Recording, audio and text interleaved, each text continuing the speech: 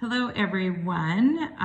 We are going to do a little art prep for our first art lesson. This is kind of my makeshift from my kitchen here to film this video here for you. I don't have a document camera, so you can see the shadow here of my phone, but we're gonna make it work this semester. For our first art project, you'll see a large part of it here. We're going to be doing a sunset scene and this is going to be water over here, and we're going to have these trees here, these fall trees reflecting, you'll see here on the water. So we're going to do some prep here, just like you would do for students, or you would have students do, where we're going to first do the watercolor step of our project here. So this is actually a student page here where they did this watercolor wash. So you need to go into your art kit. Ideally, when you do watercolors, you want watercolor paper, but realistically in public school, you'll have most likely construction paper. I would always recommend with watercolors, at least construction paper where they're more thick, but instead of the like printer paper. So what you need to do is fold your paper in half, hot dog style, or the long way, and then you'll open that up. And then you're going to get, or you need to get, so you may pause your video here, either just a cup of water. So I just wanted to model to you some things that you can use in the classroom where you can reuse the red Solo cups. I really like the IKEA cups that come in a group that are nice and cheap, and then you can have kind of like a painting set in your classroom. So this could be a wish list item for your future classrooms. In your kits, you have a couple of paintbrushes that I wanted to give you options with. This is actually the paintbrush here that came with your watercolor kit.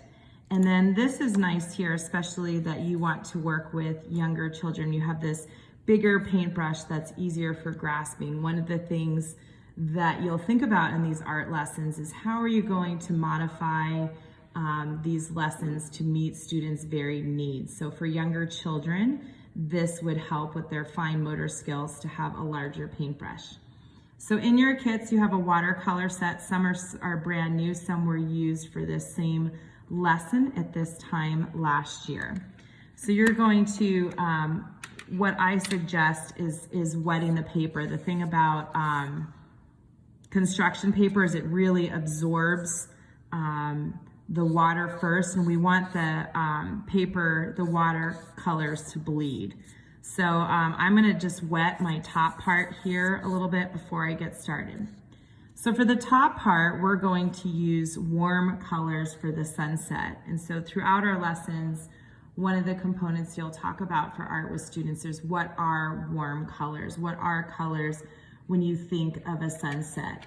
And then I always tell children that it's easier and you'll have more success with your lesson if you start with the lighter colors first.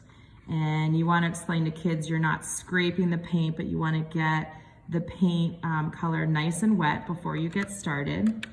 And so I'm just going to put some warm colors here, okay? And then you'll go ahead and move on with some other colors. So I'm going to start with my orange. You want to talk about kids, you want it nice and wet. I'm going to dip my paintbrush back in the water so the colors are bleeding together.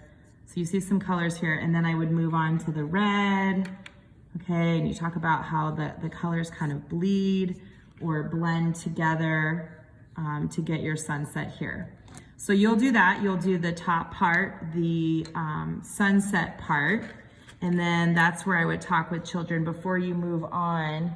I have a paper towel, which you should have access to in the classroom, where I'm going to wet my paintbrush and kind of wipe off, and not much came off, if there was any of the warm colors. And so I would start with children with the warm colors first, And then I would turn it around and do the same process where I'm wetting the page, and then I would move on to my cool colors. I would talk with children first. What are the cool colors? So we have the blue here, the green, colors like you would see in grass. What are some colors you think of when you look at a lake here, when you look at water? So I've got the blue, the green, and the purple.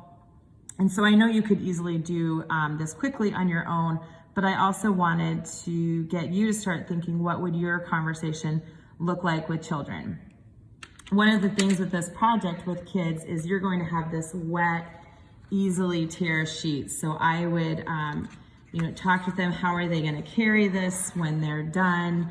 Where are they going to store this in the classroom? You can either start a row on the carpet, against the wall, or on the counter. But this would be the first step, where in order to do this step here with the paint on the trees, that for your kids to be most successful, you want this part to be dry. So before we meet for our first or our longer Zoom session for art, so for week 2, you want this part all done and dry so we can do the second part, and we will talk about how this will be a part of your first art lesson assignment and art activity. So if you have any questions, feel free to email me or to reach out. Otherwise, enjoy this first art step for our art lesson.